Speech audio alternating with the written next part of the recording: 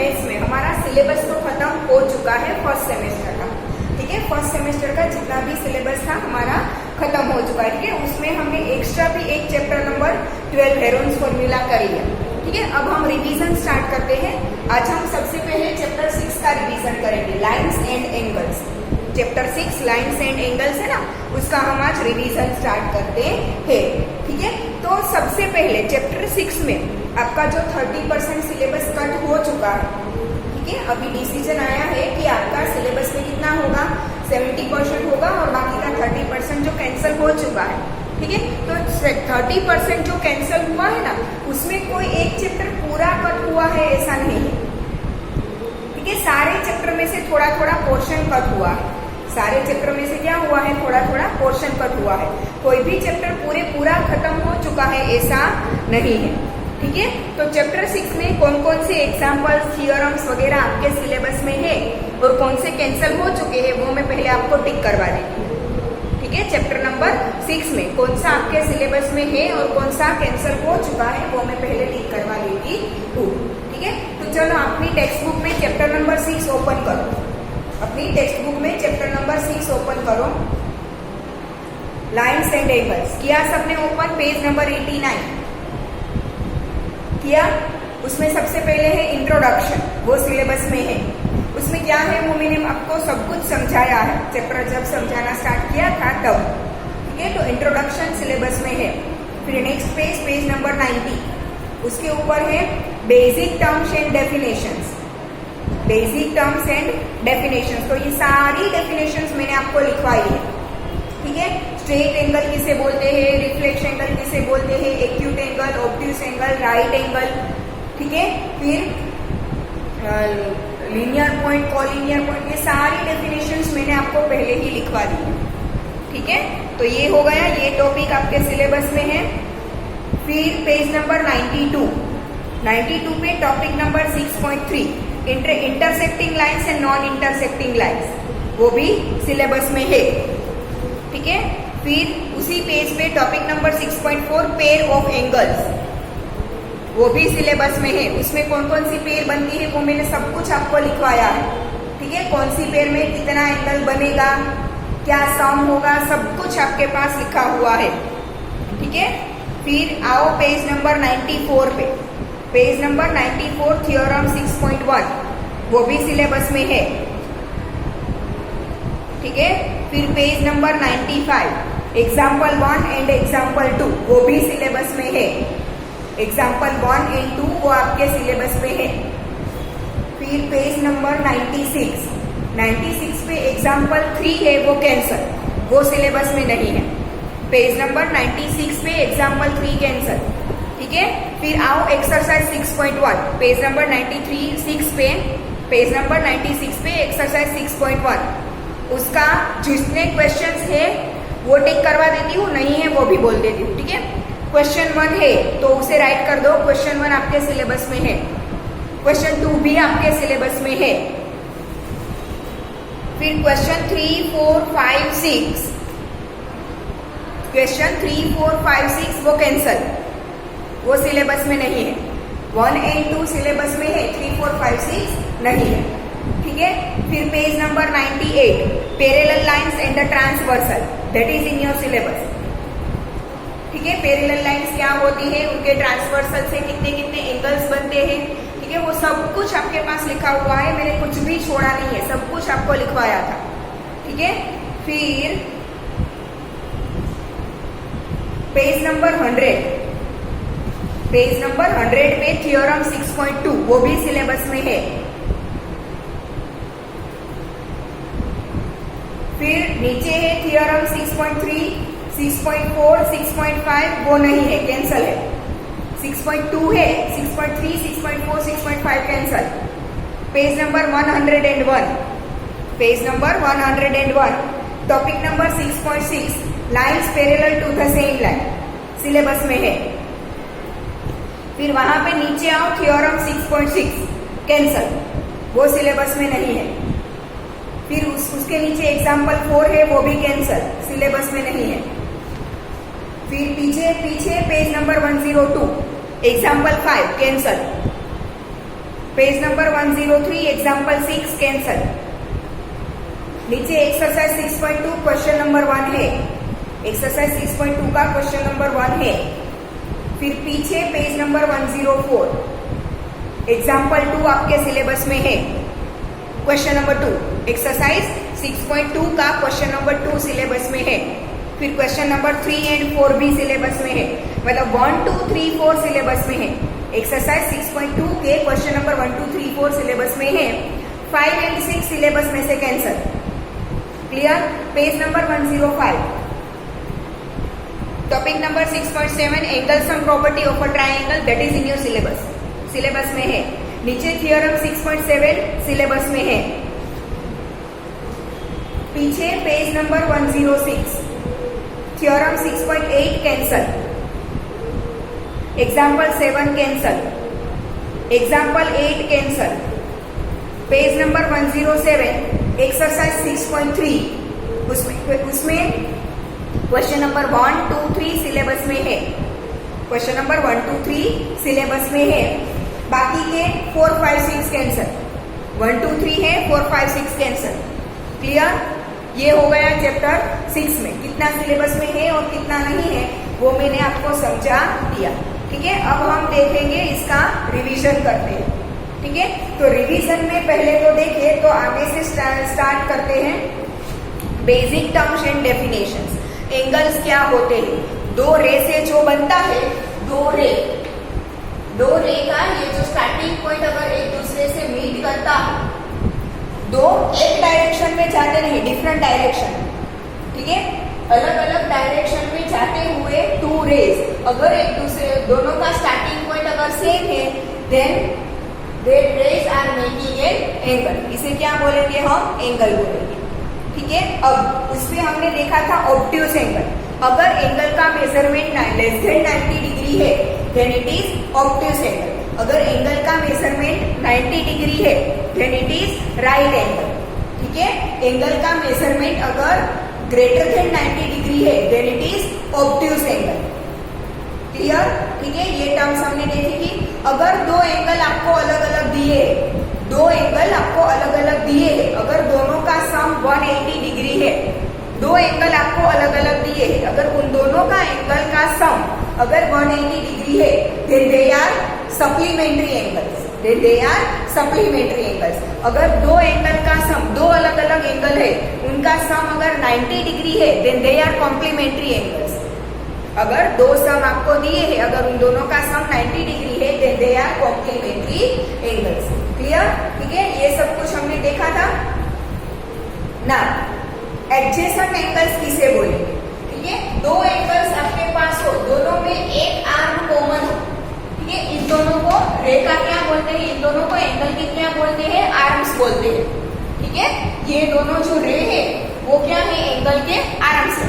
ठीक है, अगर कोई एंगल आपके पास दो है, इसमें ने इन दोनों एंगल में, ये एंगल नंबर 1 और ये एंगल नंबर 2, ठीक है, ये एक एंगल और ये दूसरा एंगल, दो एंगल में अगर कोई एक रे कॉमन आर्म है, ठीक है, दोनों में एक आर्म अगर कॉमन है, तो वो दोनों एंगल को हम क्या बोलेंगे? एडजेसेंट एंगल्स बोलेंगे। दो एंगल्स में अगर कोई एक आर्म कॉमन है, ये बीच का जो आर्म है वो दोनों एंगल में कॉमन है, तो ये दोनों एंगल्स क्या होंगे? एक दूसरे के एडजेसेंट एंगल्स होंगे। क्लियर? फिर है linear pair of angles. Linear pair of angles मतलब कि दो एंगल्स जो कोई एक लाइन से बनते हो, ठीक है, कोई दो एंगल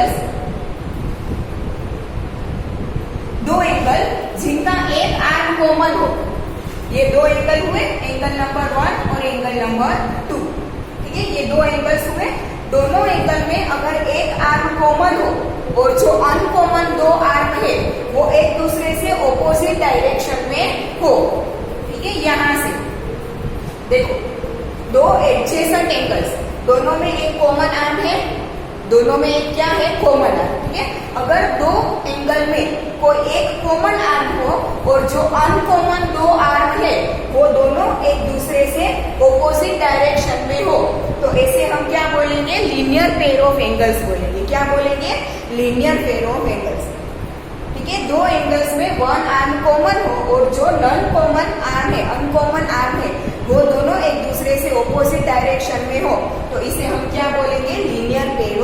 एंगल्स। क्लियर? ठीक है ना। वर्टिकली ऑपोजिट एंगल्स, दो लाइंस एक दूसरे को अगर इंटरसेक्ट करती हुई हो, दो लाइंस एक दूसरे को अगर इंटरसेक्ट करती हो तो उससे जो ऑपोजिट डायरेक्शन में दो एंगल बनते हैं, ये और उसकी ऑपोजिट डायरेक्शन का एंगल ये, इन दोनों को क्या बोलेंगे? Vertically opposite angles. फिर ये एंगल और ये एंगल, ये भी दोनों क्या हुए एक दूसरे के, ये दोनों एक दूसरे के वर्टिकली ऑपोजिट और ये दोनों एक दूसरे के वर्टिकली ऑपोजिट एंगल्स। क्लियर? ठीक है। और हमने देखा था कि लीनियर पेयर ऑफ एंगल्स होगा, इन दोनों का सम क्या होगा? 180 डिग्री। ठीक है। And vertically opposite angles are equal. देखा था लीनियर पेयर ऑफ एंगल का दोनों का सम क्या होता है? टोटल 180। ठीक है। और जो वर्टिकली ऑपोजिट एंगल्स होते हैं वो दोनों एक दूसरे से क्या होते हैं? इक्वल होते हैं। क्लियर? ठीक है। फिर दो एंगल्स की जिसमें कुछ भी कॉमन ना हो, दो एंगल्स की जिसमें कुछ भी कॉमन ना हो, बट उन दोनों का सम अगर 180 डिग्री हो तो वो एक दूसरे के सप्लीमेंट्री है। ठीक है। और दो एंगल्स जिसमें कुछ भी कॉमन ना हो बट अगर उन दोनों का सम 90 डिग्री है तो वो दोनों एक दूसरे के क्या है? Complementary angles. Clear? Now page number, now intersecting lines and non intersecting lines. दो लाइन्स कि जो आप कितनी भी लंबी खींचो पर एक दूसरे से कभी भी इंटरसेक्ट ना होती हो, मीट ना होती हो, तो उन दोनों लाइन को क्या बोलेंगे हम? Parallel lines. ठीक है। और दो लाइन्स को जो कहीं ना कहीं एक दूसरे से मीट होती हो तो उसे बोलेंगे इंटरसेक्टिंग लाइन्स। जैसे कि ये दोनों लाइन्स यहाँ पे एक दूसरे को क्या होती है? मीट होती है, तो ये क्या है? इंटरसेक्टिंग लाइन्स है। बट दो लाइन्स अगर आप ड्रॉ करो और वो कहीं पे भी एक दूसरे को मीट ना करती हो तो उसे क्या बोलेंगे? पैरेलल लाइन्स या तो नॉन इंटरसेक्टिंग लाइन्स। क्लियर? ठीक है। Next, pairs of angles. ये linear pair of angle, supplementary angle, complementary angle, vertically opposite angle, they are pairs of angles. Clear? Now theorem 6.1। Theorem 6.1 क्या है कि if two lines intersect each other then the vertically opposite angles are equal. अभी बोला कि ये जो vertically opposite angles बनते हैं वो दोनों एक दूसरे से क्या होते हैं? इक्वल होते हैं। क्लियर? ठीक है। तो ये है थ्योरम 6.1। नाउ एग्जाम्पल 1 करते हैं। ठीक है। अब हम करते हैं एग्जाम्पल 1, पेज नंबर 95 पे एग्जाम्पल नंबर 1।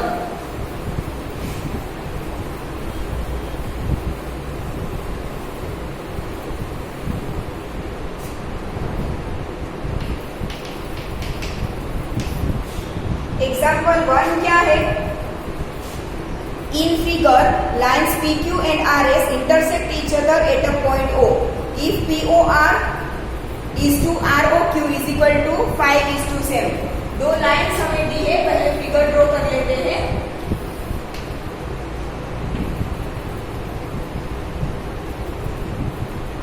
ये दोनों लाइन्स PQ,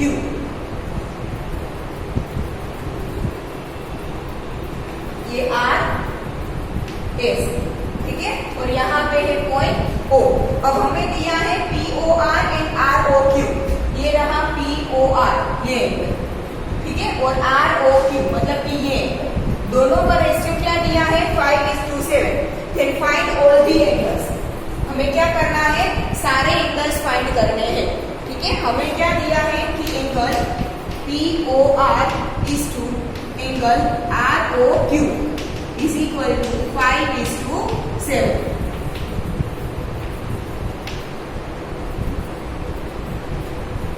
ये हमें दिया है। ठीक है। अब हम लेते हैं कि लेट बी, दोनों में कॉमन फैक्टर सपोज कि हम लेते हैं x। ठीक है। Let be common factor be x। ठीक है। अब दोनों का कॉमन फैक्टर x है, मगर मतलब कि अगर हमें दोनों एंगल को ऐसे रेशियो में ना लिखना हो और अलग अलग लिखना हो तो हम ये नंबर के पीछे क्या लगाएंगे? x लगाएंगे। ठीक है। तो क्या आएगा? Therefore angle POR is equal to, POR में क्या है?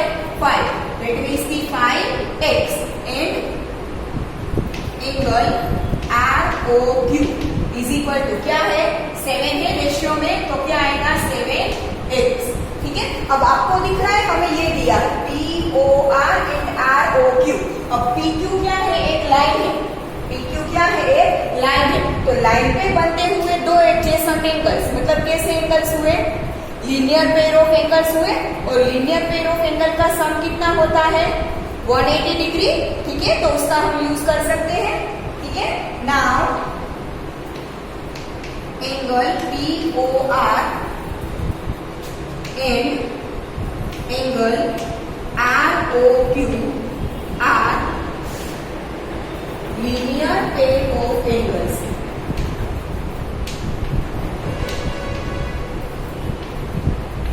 दोनों लीनियर पेयर है, मतलब दोनों का सम क्या होगा, 180 degree. therefore angle POR plus angle ROQ is equal to 180 degree. अब POR और ROQ हमारे पास 5x और 7x के फॉर्म में है, तो वो वैल्यूज पुट करें, ठीक है।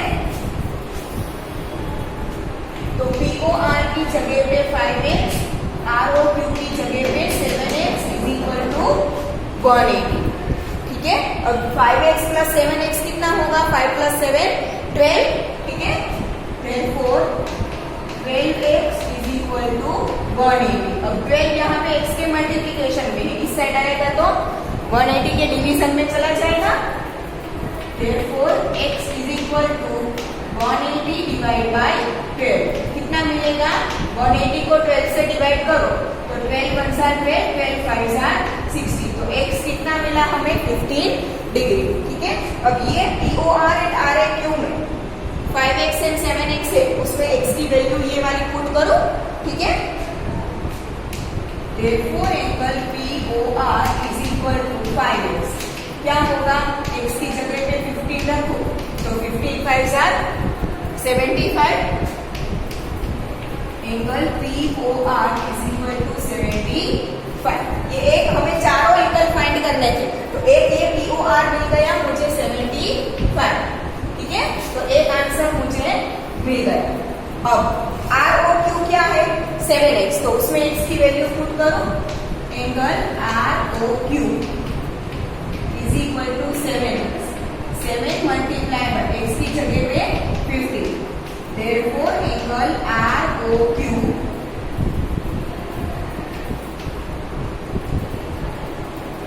15 7 are 105, ठीक है। तो ये मिल गया एंगल ROQ 105 डिग्री, ठीक है। ये ROQ 105 डिग्री। अब ये angle POR and angle SOQ, ये दोनों एंगल्स एक दूसरे के क्या होंगे, vertically opposite.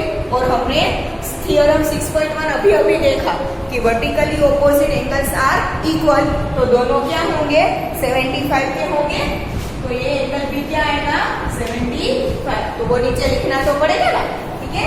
Angle POR and angle SOQ are vertically opposite angles,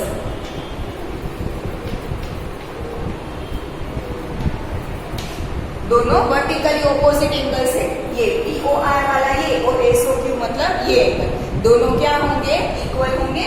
therefore angle POR is equal to angle SOQ is equal to 75, ठीक है। दोनों क्या होंगे, सेम होंगे ना। तो POR 75 डिग्री है, तो SOQ भी क्या होगा, 75 डिग्री, मिल गया। अब बाकी रहा ये POS, तो आपको दिख रहा है ये POS एंड ROQ, ये दोनों क्या होंगे, ये दोनों एंगल एक दूसरे के वर्टिकली ऑपोजिट। तो ये अगर ROQ 105 है तो POS भी कितना होगा, 105, ठीक है। तो वो भी लिख दें हम, angle ROQ and angle POS are vertically opposite angles,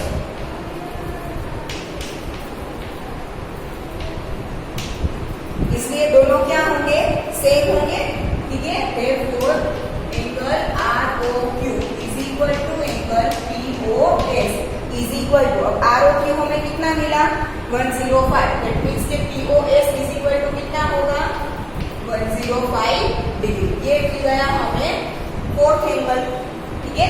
POR, ROQ, SOQ and POS, clear, ठीक है। मिल गए चारों एंगल्स, लिख लो, हो गया। Then let's move to example number 2।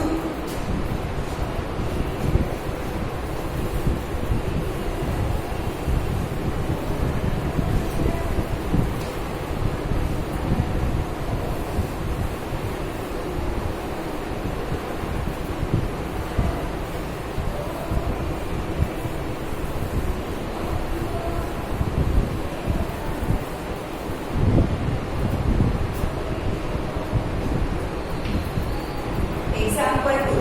In figure 6.10, ray OS stands on a line POQ. Ray OR and ray OT are angle bisector of POS and SOQ respectively. If POS is equal to X, then find ROT. Okay चलो, हमें क्या दिया है कि एक line है PQ, POQ, ये एक लाइन है, ठीक है। इसके ऊपर एक रे है पहले तो OS, ठीक है। एक लाइन है POQ, उसके ऊपर रे है OS, तो ये दोनों क्या हो गए लीनियर पेयर ऑफ एंगल्स। दोनों एंगल्स क्या हो गए लीनियर पेयर ऑफ एंगल्स। एक एंगल बनेगा POS और एक बनेगा QOS, ठीक है। अब दोनों के बाइसेक्टर दिए, ठीक है। एंगल POS का बाइसेक्टर दिया है OR, एंगल POS उसका बाइसेक्टर है OR, और एंगल QOS उसका बाइसेक्टर है OT। एंगल POS उसका बाइसेक्टर है OR और एंगल QOS उसका बाइसेक्टर है OT, ठीक है। ये हमें दिया। अब बाइसेक्टर है मतलब कि दो इक्वल टुकड़े करेगा। बाइसेक्टर मतलब क्या करेगा दो इक्वल टुकड़े, तो POS के दो इक्वल टुकड़े मतलब कि ये दोनों क्या हो गए एक दूसरे से इक्वल, ये दोनों एंगल्स एक दूसरे से क्या होंगे इक्वल होंगे, ठीक है। और ये SOQ या तो QOS का बाइसेक्टर OT, तो ये जो दोनों एंगल है वो भी क्या होंगे एक दूसरे से इक्वल, ये एंगल और ये एंगल एक दूसरे से इक्वल, ठीक है। और ये जो डबल लाइन बनाई है तो ये दोनों एक दूसरे से इक्वल। अब हमें क्या दिया है कि POS is equal to X, ये एंगल POS ये पूरा क्या है X है, POS ये क्या दिया है पूरा X, तो हमें फाइंड करना है ROT, ये फाइंड करना है पूरा ये वाला, ठीक है। हमें दिया है POS ये X दिया है, तो हमें ये वाला पूरा ROT ये मतलब ये ROT ये वाला एंगल हमें फाइंड करना है, ठीक है। अब हमें POS दिया है तो उसके ऊपर से हमें QOS मिलेगा क्योंकि both are linear pair of angles. Angle POS and angle SOQ are linear pair of angles.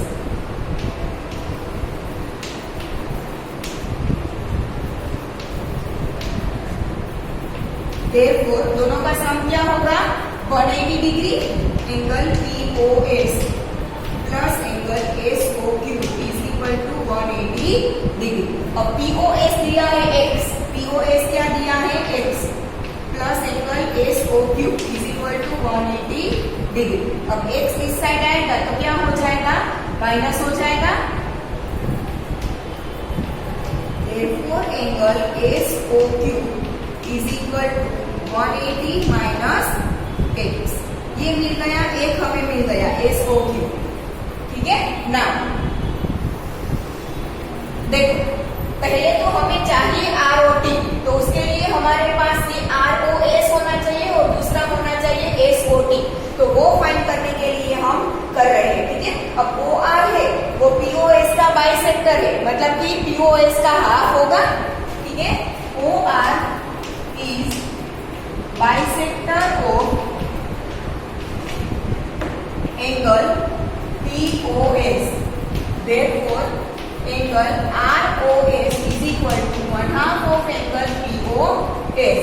therefore angle ROS is equal to x upon 2 आएगा, बिकॉज POS कितना है, x है, ठीक है, उसके अपॉन 2। तो ये एक हमें ROS मिल गया, ठीक है, इसे दे दो इक्वेशन नंबर 1, ठीक है। अब SOT क्या होगा, हाफ ऑफ SOQ, और SOQ कितना है 180 minus x।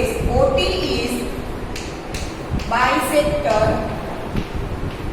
Of angle SOQ, ये पूरा एंगल SOQ उसका बाइसेक्टर है OT, दैट मींस कि SOT उसका क्या होगा, हाफ, ठीक है। therefore angle SOT is equal to half of angle SOQ, therefore angle SOT is equal to 1/2 of SOQ कितना मिला हमें 180 माइनस x। ना 180 माइनस x को 2 से डिवाइड करो, तो 180 डिवाइड बाय 2 मतलब कि 90, और x डिवाइड बाय 2, ठीक है, ये मिलेगा। therefore एंगल SOT, इसे दे दो इक्वेशन नंबर 2। अब हमें क्या चाहिए, ROT, तो एंगल ROT कितना होगा, angle ROS plus angle SOT, ठीक है। Now angle ROT is equal to angle ROS plus angle SOT। अब इक्वेशन 1 और 2 में से दोनों की वैल्यूज रख दो, तो 1 में ROS कितना मिला, x अपॉन 2, प्लस 2 में SOT कितना मिला, 90 माइनस x अपॉन 2।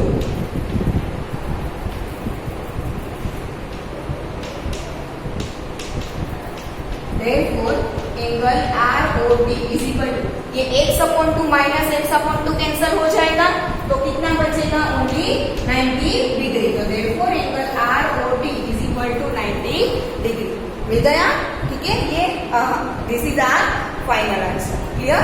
लिख लो सब question number 2, example number 2 chapter का, डन, लिख लिया सबने, ठीक है। तो ये हो गया हमारा एग्जाम्पल नंबर 2, ठीक है। अब एग्जाम्पल नंबर 3 तो हमारे सिलेबस में से कैंसिल हो गया, ठीक है। तो नेक्स्ट लेक्चर से हम एक्सरसाइज 6.1 से स्टार्ट करेंगे, ठीक है। आज हम यहाँ तक रखते हैं।